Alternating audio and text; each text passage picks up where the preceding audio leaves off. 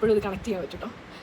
പക്ഷെ എനിക്കിഷ്ടമല്ലായിരുന്നു. കാരണം എന്താ, പഠിപ്പിച്ച ശ്രുതിന്ന് ആരെങ്കിലും പറയുന്നതിന് എനിക്ക് താല്പര്യം.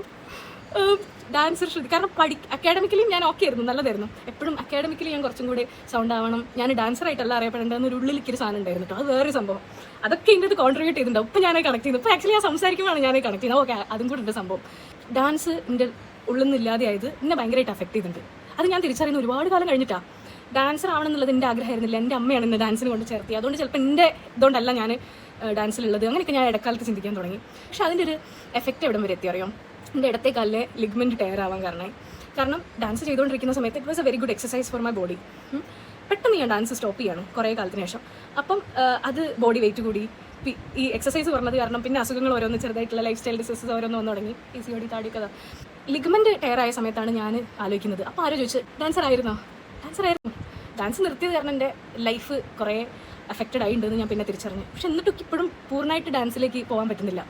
പക്ഷെ ഞാൻ ആലോചിക്കുക, എന്തുകൊണ്ട് അതിനൊരു നല്ലൊരു എക്സസൈസ് ആയിട്ടും ഇതിനൊരു നല്ല ആർട്ട് ഫോമായിട്ടും എടുക്കുക. അതിൻ്റെ അപ്പുറത്തേക്ക് ഒരുപാട് പല തലങ്ങളൊക്കെ ആലോചിച്ചിട്ട് ലൈഫ് എന്തിനാണ് ഞാൻ അങ്ങനെ കോംപ്ലിക്കേറ്റഡ് ആക്കുന്നത്? It's okay, it's very good that I identify that. അതിൽ ഹിന്ദു മതത്തിനെ, അതിലെ ദേവന്മാരെയും ദേവികളെയും വർണ്ണിക്കുന്ന ലൈൻസ് ഉണ്ട്. ബട്ട് അത് വെച്ചിട്ടുള്ള ഡാൻസ് കളിക്കുന്നത് വഴി, അല്ല അത് വെച്ചിട്ടുള്ള ഡാൻസ് തന്നെ കളിക്കണമെന്നില്ല കേട്ടോ. അത് വെച്ചിട്ടുള്ള ഡാൻസ് കളിക്കുന്നത് വഴി ഞാനതിനെ ഒരു പ്രൊപ്പഗാൻഡയാക്കി മാറ്റുന്നതൊന്നും ചിന്തിക്കേണ്ട ആവശ്യമൊന്നും എനിക്കില്ല. ശരിക്കും എന്തിനാണ് ഞാൻ അത്ര സീരിയസ് ആവുന്ന ലൈഫിനെ പറ്റിയിട്ട് ഞാൻ ചിലപ്പോൾ ആലോചിക്കും. എന്നെ പോലെയുള്ള വേറെ ആൾക്കാരുണ്ടാവുമോ? ഉണ്ടെങ്കിൽ കമൻറ്റ് ചെയ്യണേ, എനിക്കൊരു സമാധാനമല്ലോ. ഇനിയുണ്ട് ഇങ്ങനത്തെ ആൾക്കാരെന്ന്. എഡ്യൂക്കേഷൻ എന്ന് പറഞ്ഞു കഴിഞ്ഞാൽ ഈ തിരിച്ചറിവുകളൊക്കെ ഉൾക്കൊള്ളാൻ കൂടി നമ്മളെ പ്രാപ്തരാക്കുന്നതാവണ്ടേ, അല്ലേ?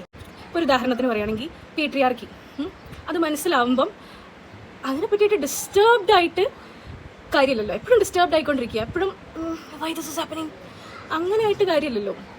എപ്പോഴും അൺഹാപ്പി ആയിട്ട് ഇരിക്കും. അതുകൊണ്ട് ഈ unhappiness should lead to some action and you should also find a way to balance and keep ഒരു inner peace in your mind. If you are not peaceful, if you are not happy, ഇതൻ ഈ പറഞ്ഞ അണ്ടർസ്റ്റാൻഡിങ്ങും ഈ പറഞ്ഞ അറിവൊക്കെ കൊണ്ട് എന്താ ചെയ്യുക, അല്ലേ?